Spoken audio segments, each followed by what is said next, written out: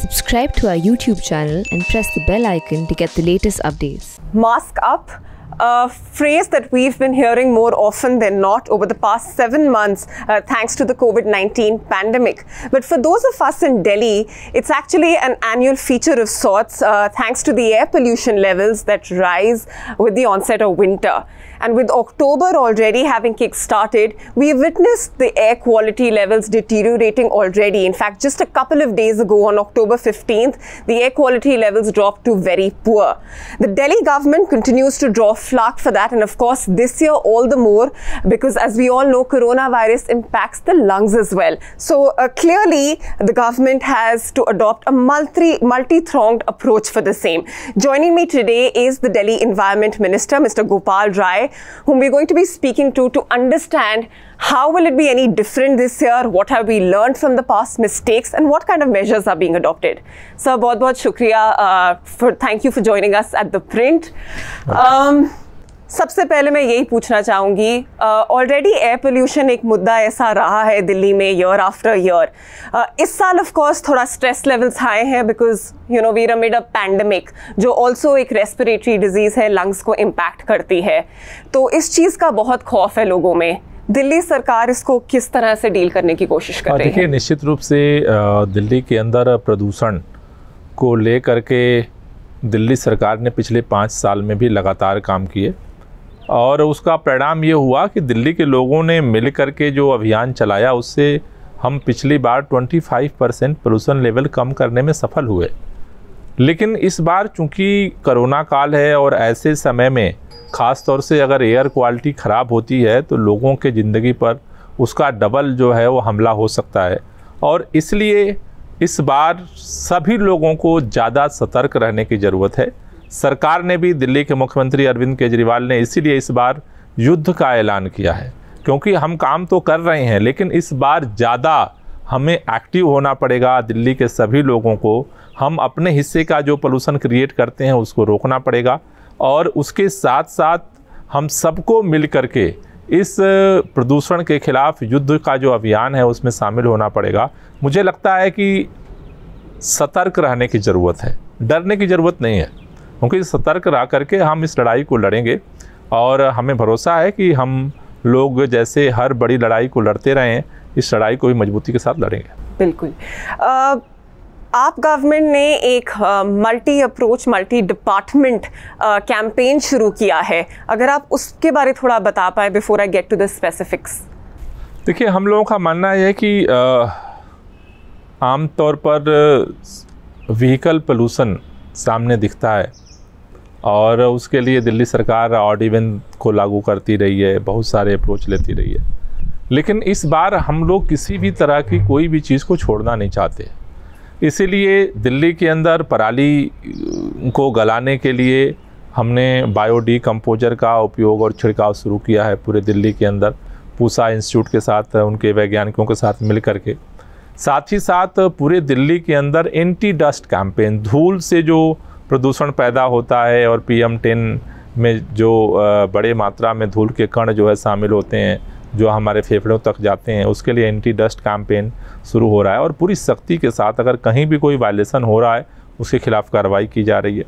उसके साथ साथ जो बायोमास बर्निंग है, जगह जगह जो कूड़े जलते हैं उस पर भी सरकार पूरी तरह से निगाह रख रही है और उस पर भी मॉनिटरिंग की जा रही है. साथ ही साथ दिल्ली के अंदर 13 हॉट स्पॉट चिन्हित किए गए हैं जहां पर प्रदूषण लेवल ज़्यादा होता है. उनके लिए अलग से टीम बनी है और पूरे माइक्रो मॉनिटरिंग हो रही है और उसको लेकर के कार्रवाई की जा रही है. उस पर भी पूरी तरह से फोकस तरीके से काम किया जा रहा है.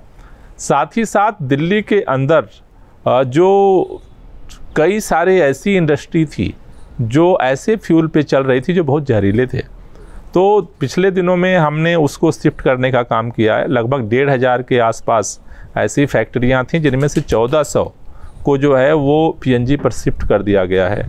दिल्ली के अंदर आगे और बेहतर चीज़ें हों इसलिए परमानेंट सलूशन की तरफ भी सरकार बढ़ने के लिए ट्री ट्रांसप्लांटेशन पॉलिसी लेकर के आई है. साथ ही साथ परमानेंट दिल्ली का ग्रीन बेल्ट बढ़े, इसके लिए अगले 5 साल में 2 करोड़ हमने वृक्षारोपण का लक्ष्य रखा है. इस बार 15 लाख जो है पौधा लगाने का सेंट्रल गवर्नमेंट ने दिल्ली को लक्ष्य रखा दिया था, हमने डबल लिया, 30 लाख लिया, और उस पर भी हम काम कर रहे हैं, ग्रीन बेल्ट पे काम कर रहे हैं। आपको पता होगा कि अभी हमारी जो कोशिश है कि व्हीकल पोल्यूशन को कम करने के लिए ई व्हीकल पॉलिसी लेकर के आए हैं कि कैसे उसके माध्यम से हो, और इन सारी चीज़ों को कोऑर्डिनेट करने के लिए पहली बार दिल्ली के अंदर हमने ग्रीन वार रूम जो है सेटअप किया है, जिससे कि सभी फ्रंट पर एक साथ काम हो सके। I will come to that. जैसा कि आपने बहुत सारी चीज़ों पे थोड़ा टच अपॉन किया है, अब उसको हम थोड़ी डिटेल में समझना चाहेंगे।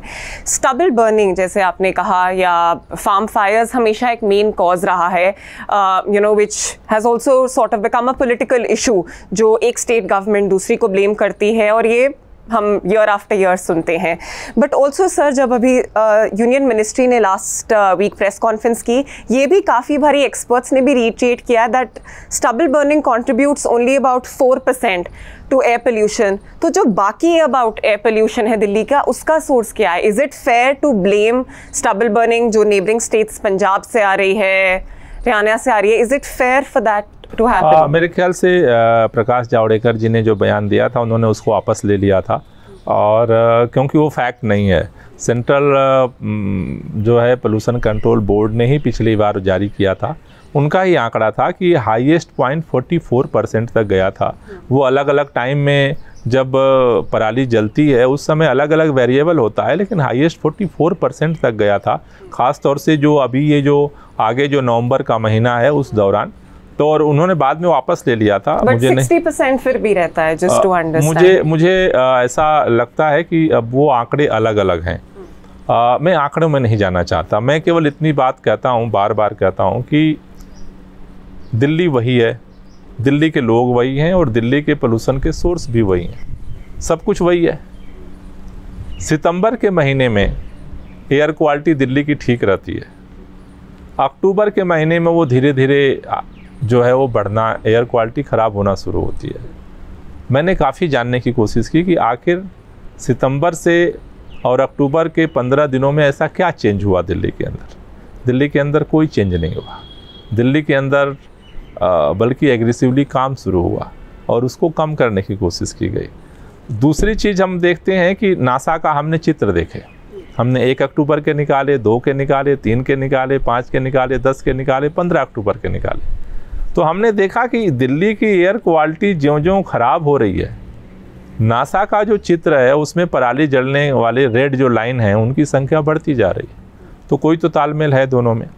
दूसरा जो फैक्टर है वो है कि हमारा वेदर कैसा है, क्योंकि जो दिल्ली के अंदर से जो पोल्यूशन पैदा होता है उसमें वेदर जब चेंज होता है और हवाएं नहीं चलती हैं तो जो भी पोल्यूशन है वो नीचे के लेवल पे आता है और वो फिर एयर क्वालिटी को ख़राब कर देता है, ख़ास तौर से उस एयर सेट को जहाँ पर हम सांस लेते हैं।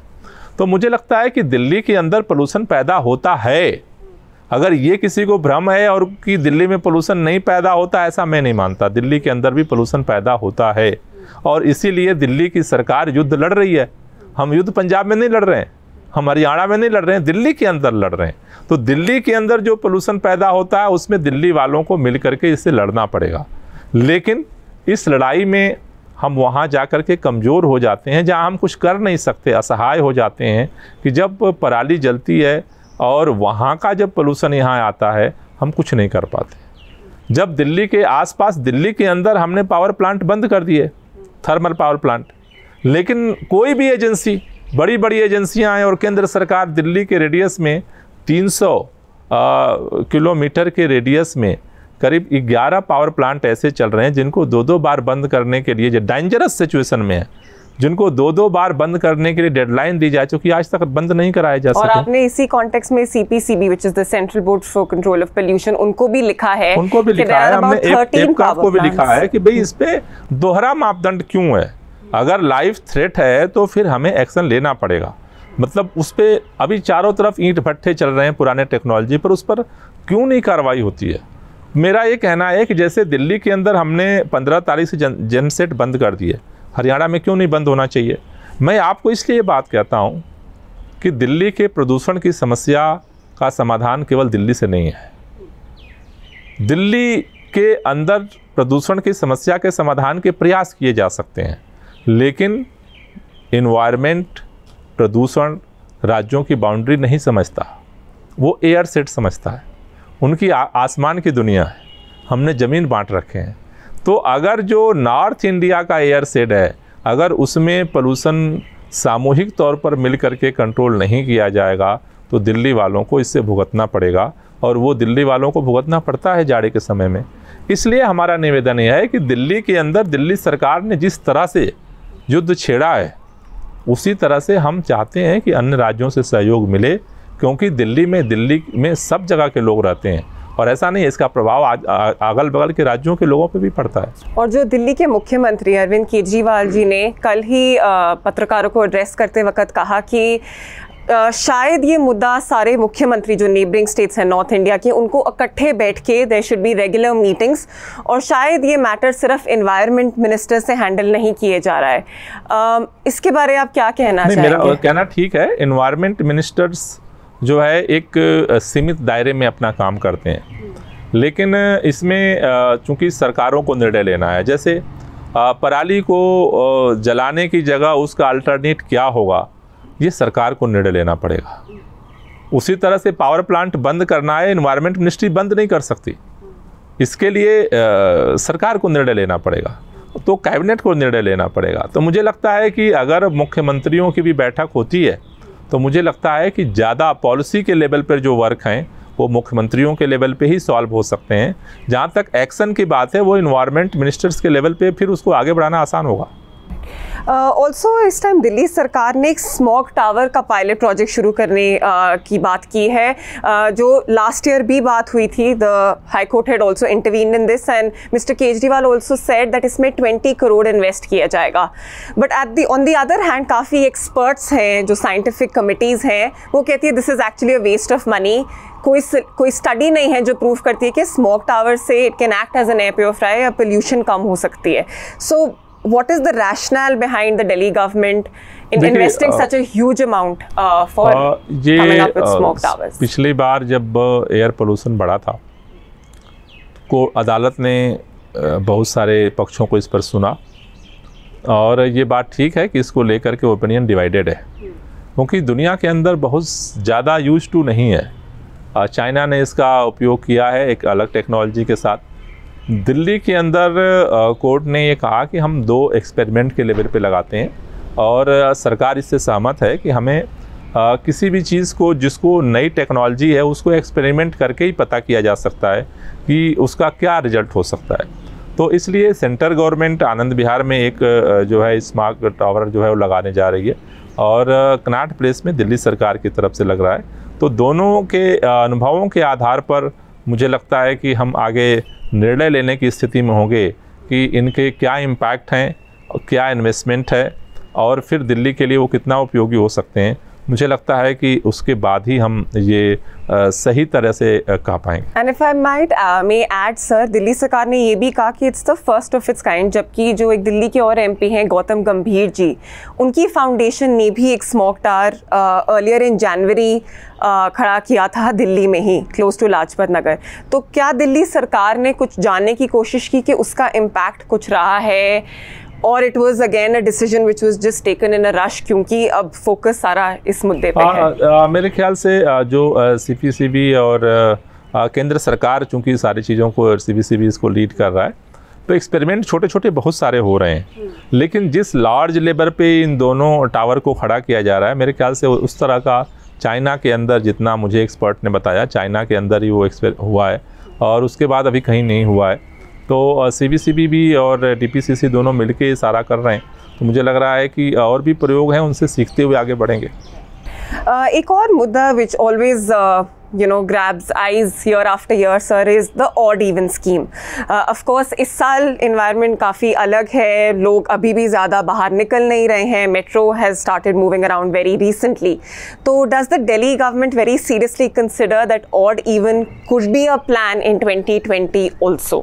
देखो, odd even plan last option होता है, लेकिन अभी जो नया सिचुएशंस है, उस सिचुएशन में व्हीकल पोल्यूशन को भी कैसे कंट्रोल किया जाए, इसके लिए एक इनोवेटिव आइडिया के साथ सरकार कल से फील्ड में उतर रही है। और जो स्टडी हम लोगों ने किया, स्टडी से ये निकल के आया कि दिल्ली के अंदर लगभग 1 करोड़ गाड़ियाँ रजिस्टर्ड हैं।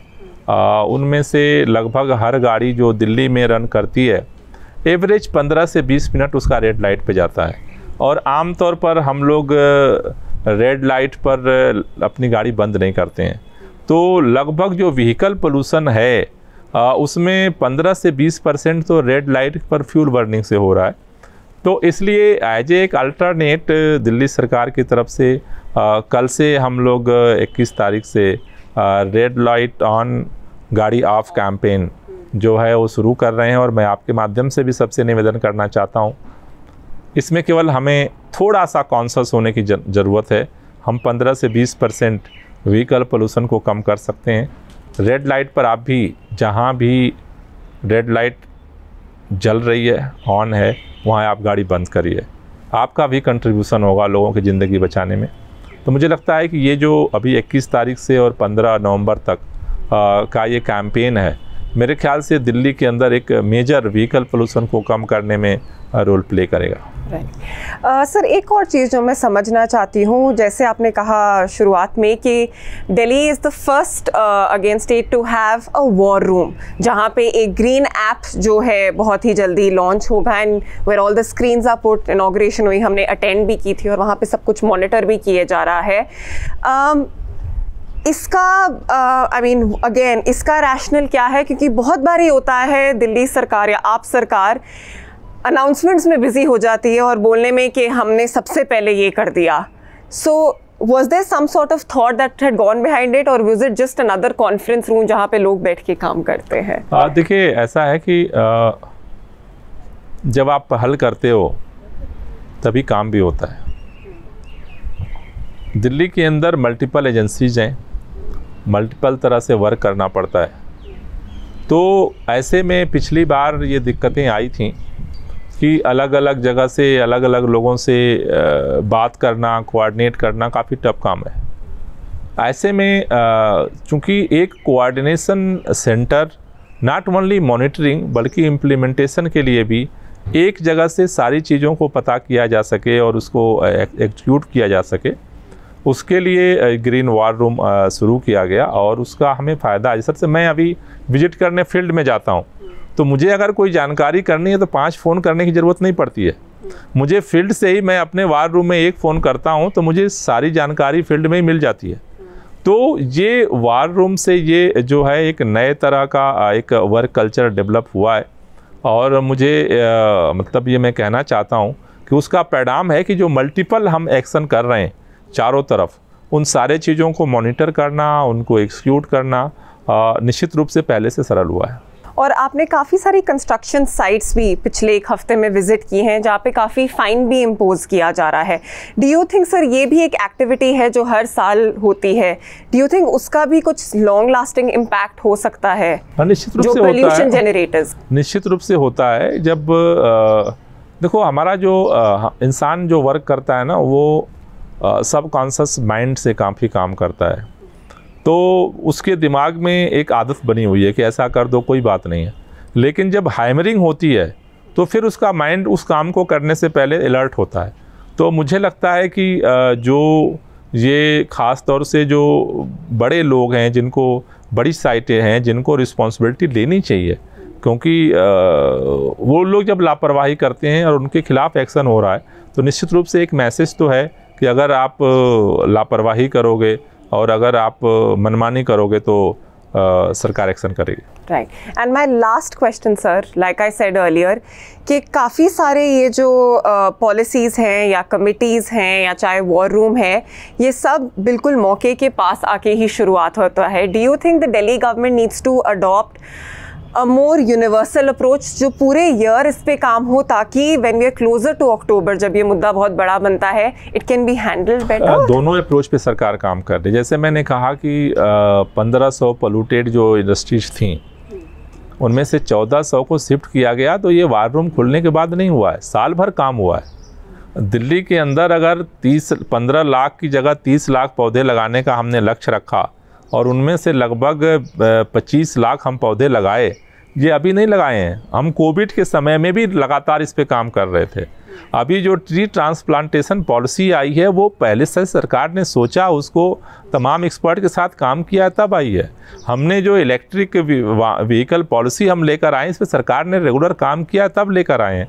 तो सरकार 2 लेवल पे काम कर रही है, एक तो थ्रू आवर ईयर हम काम करते हैं, एंड दूसरा जब जाड़े के समय में इमरजेंसी सिचुएशन आती है उसके लिए फिर इमरजेंसी तरीके से हम फिर वार लेवल पे उतरते हैं। बिल्कुल। और सर एक बिल्कुल आखिरी सवाल जो आई नो जिसमें आपकी हेल्थ डिपार्टमेंट के साथ कोऑर्डिनेशन रिक्वायर्ड है।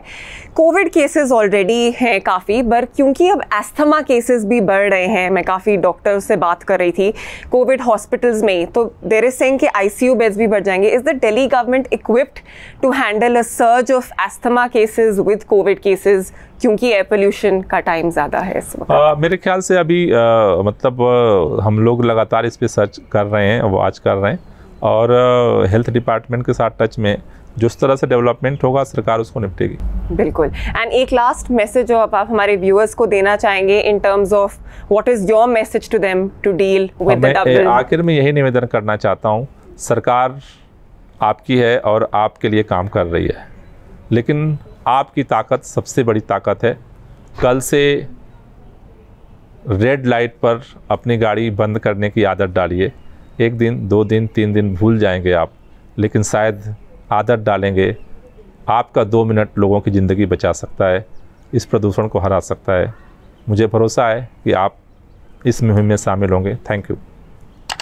Thank you so much for joining us, Aditya.